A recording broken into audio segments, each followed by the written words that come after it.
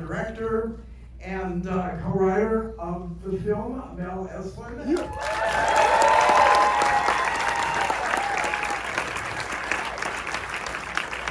President of Duplass Productions and been the producer of many other of their films. This is her directorial debut.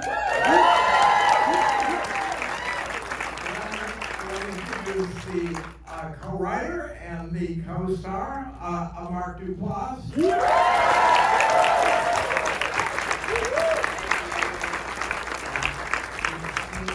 Many movies, including Hump Day, The Puffy Chair, Zero Dark 30, quite a range. And then finally, our great co-star, Sterling K.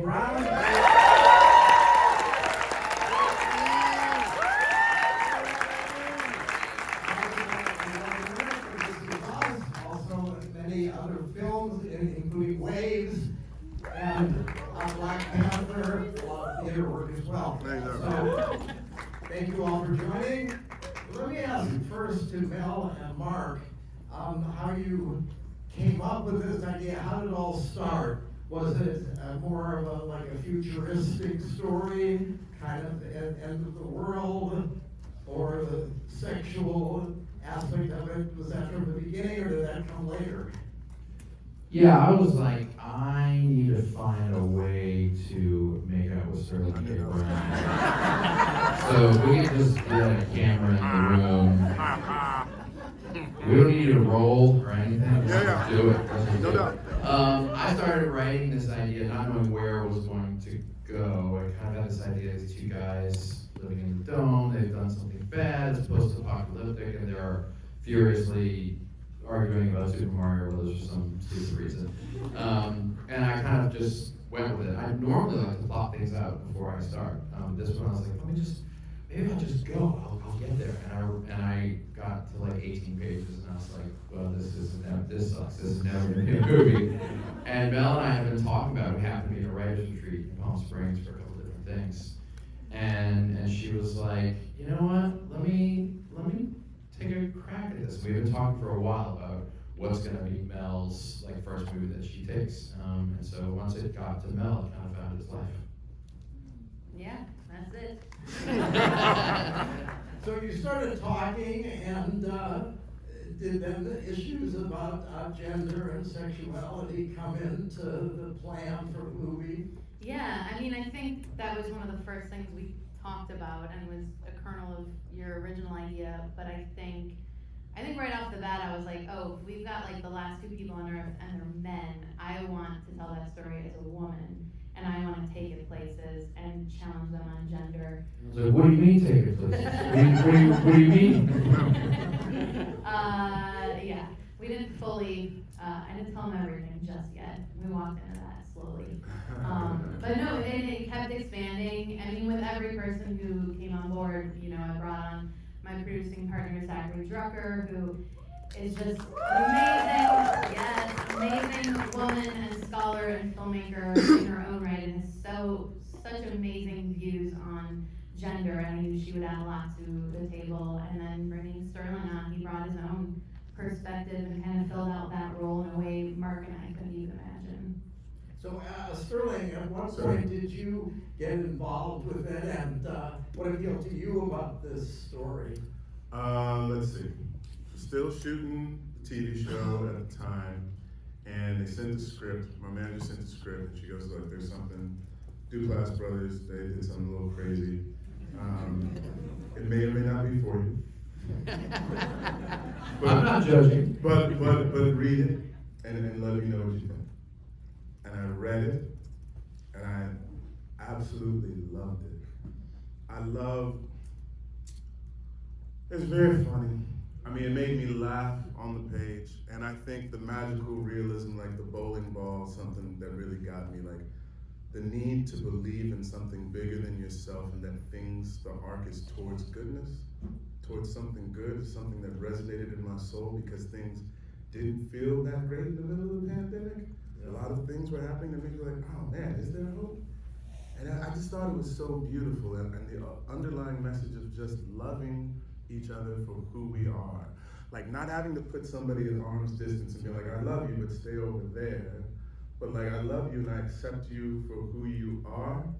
I don't know, man. I just, what the world needs now is just love, sweet love. And it made me happy. Like the movie made me smile, and I was like, this is a message that I would love to put out into the world. So it's that simple. Yeah. So did the two of you, since it's a two-character movie, There are two characters. did you sort of add to it as you were filming, or did it follow pretty closely the script that happened? Mark doesn't like his scripts.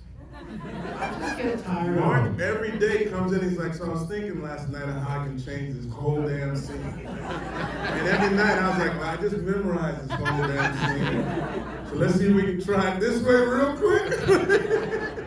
But then we play. There's a spirit of play on set constantly that's like, and he comes up to you and he tells you, he's like, look, if you're not feeling it in that moment or whatnot, whatever flows out of you, if it's coming from a place of truth, I will flow right with you. You know what I'm saying? So it was, like you said, about 10% improv things that came off the dome, like in that moment, but the script was so good.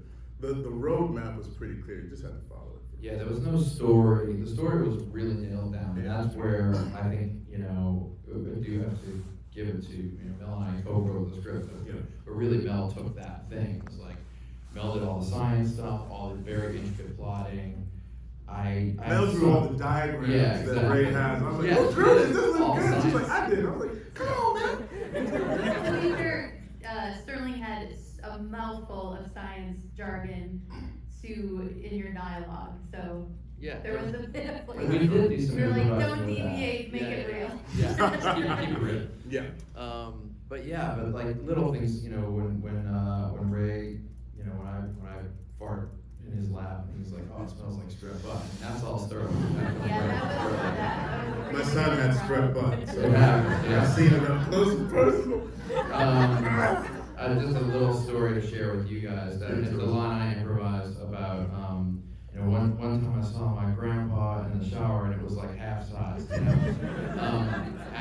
We had a screening of this movie and I brought my 11-year-old daughter Molly, who's also very close with my father. And they were sitting next to each other. And when that moment came out, my daughter reached over to my grandfather and was like, "Yeah." That was great. So God bless you. it's fun for the whole family. I don't guys. know when now I'm 12-year-old son, he just turned 12. I don't know when it'll take him a second. I'm like, when he's ready. He'll check it out. So, you mentioned COVID. Was it shot during COVID, and how did that affect the way that the film was made? I mean, the crazy thing is, we came up with this idea in like 2017, 18, so it was way before the pandemic happened. And I think honestly, the pandemic happening is what forced me to finally make it. I was stuck at home and hammering out the script back and forth with Mark when I normally don't take time to do that. So it was, that really helped to just force me to do it, and also just dealing with horrible events and thinking about mortality and I have to do this now, who knows how long we have, and but then by the time we shot it, I mean, we were far along enough in productions that we had our COVID protocols and gave our COVID compliance officer her own title card because it was so important. But story-wise, I mean, I think the only thing was we all knew what it was like now to be stuck at home with two people, or one person, or none. In terms of the backstory of the film and what had happened to bring the world to an end and put these two last people in the biosphere, did you give thought about explaining more of that and what the president's major mistakes have been? Yeah, I mean, I'm somebody who, my favorite art is the art that creates space for the audience to project their own thoughts and feelings and experiences onto. So I think that was a big thing when Mark and I talked about is, creating that space, allowing people, I think the human imaginations, we can come up with something even better than what you're gonna give us in your art. And so I think allowing somebody to watch it and go, what's your version of the worst thing that could happen? How could the world be destroyed? So I think that was a big thing. We never wanted to really say what happened. Yeah, and I think you know, we try to test our movies like throughout the process, in the script phase and the edit phase, and we let some of our smart peers and friends kind of guide us, like how much is the right amount of science, how much is you know, distracting, you know. I mean, I really wanted that 12-minute Oscar monologue about how I destroyed the world, but you know, can't get everything, guys.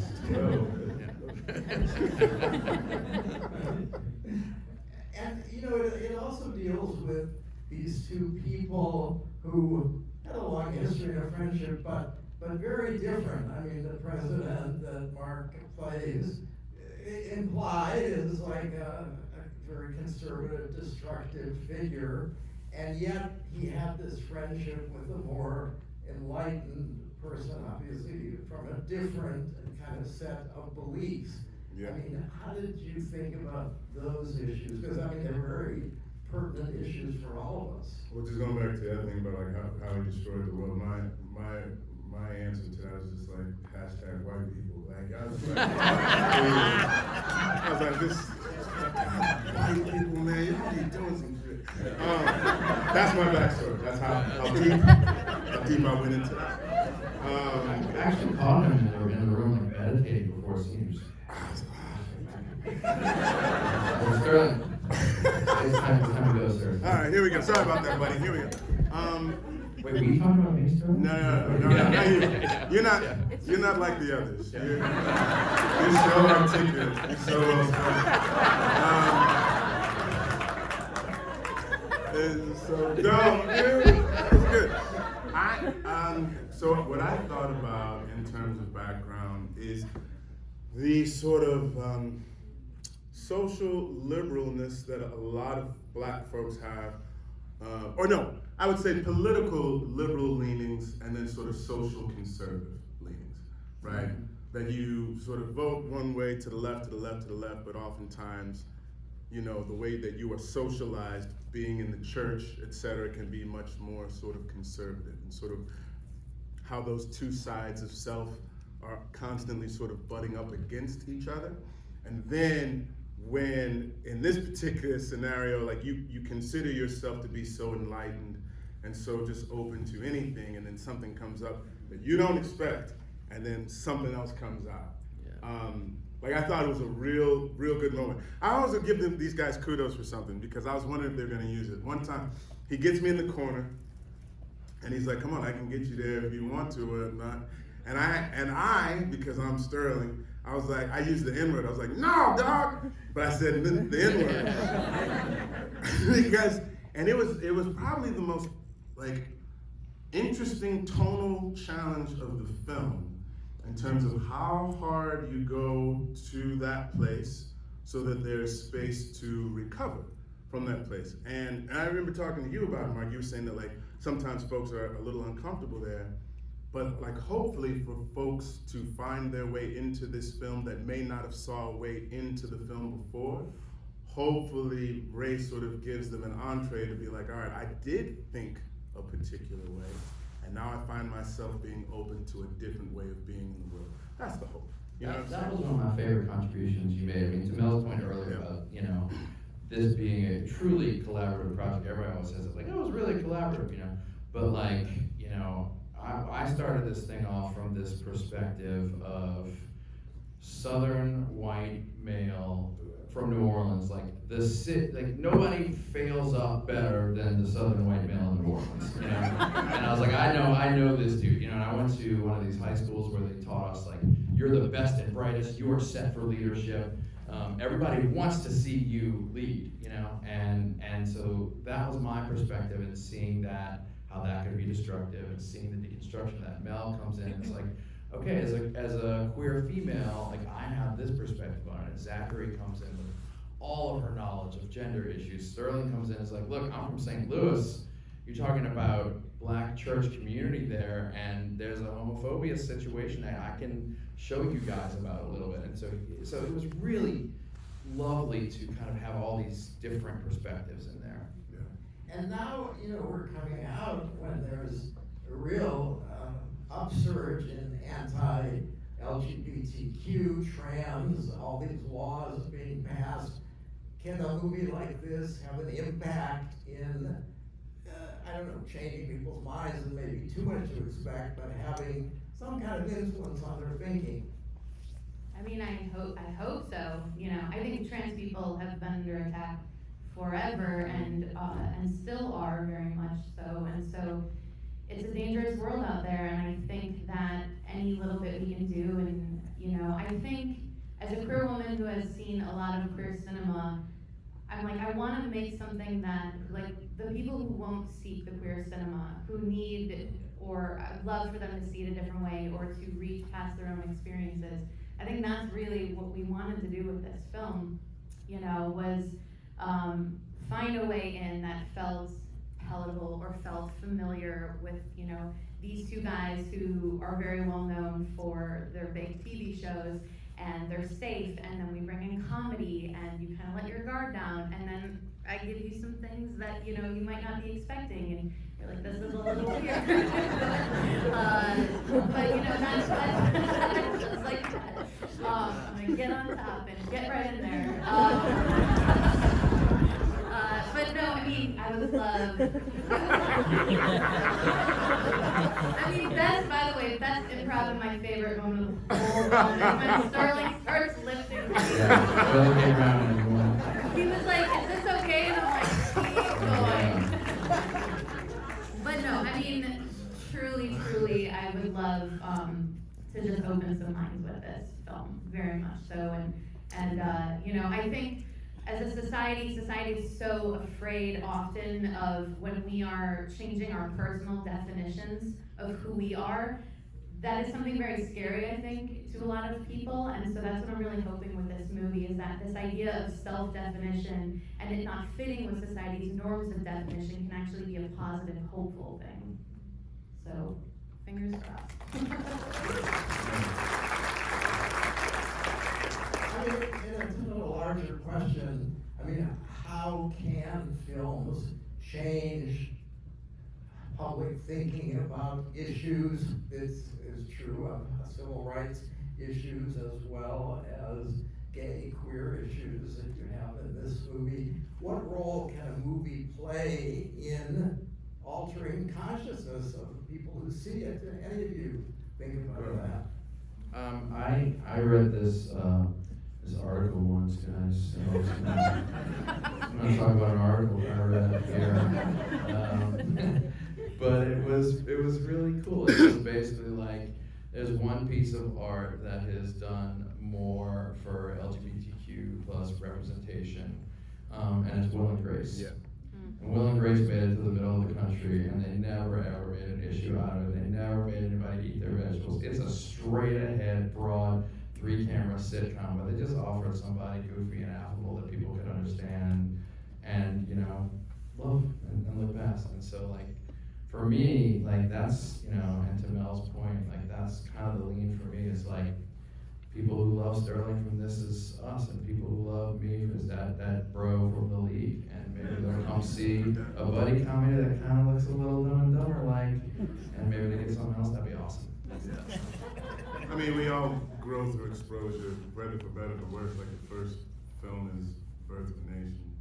It had pretty profound influence, you know what I'm saying? Not a great influence, Right. as far as I'm concerned, but a very strong influence indeed. I think with, whether it's books, whether it's travel, whether it's the theater, whether it's film, like, anything that we take in is going to affect the way in which we see the world in some shape, form, or fashion. So, I mean, you guys are writers and you're an actor as well, so you think about the things that you want to put into the world, because you know they will make some sort of a difference, whether it's a small ripple or a big one. Like, everything has some form of influence, you know?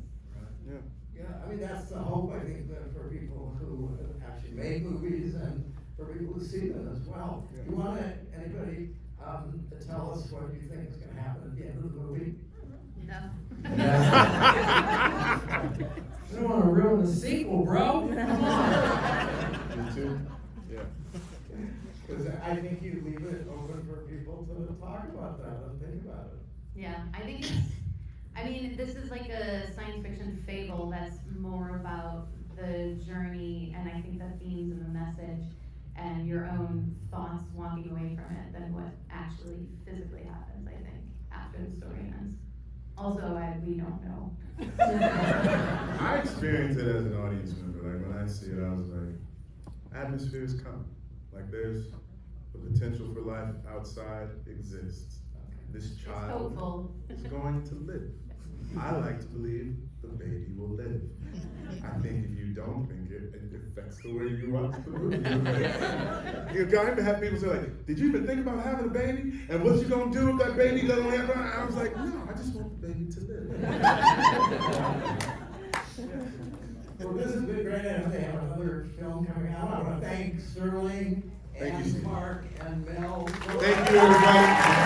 I know a lot of crews in here. One of the best crews in here that I had a chance to work with.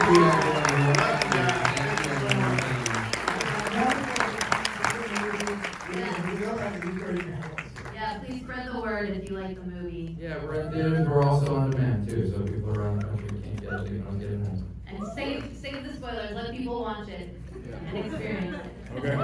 Thanks, everybody. Later.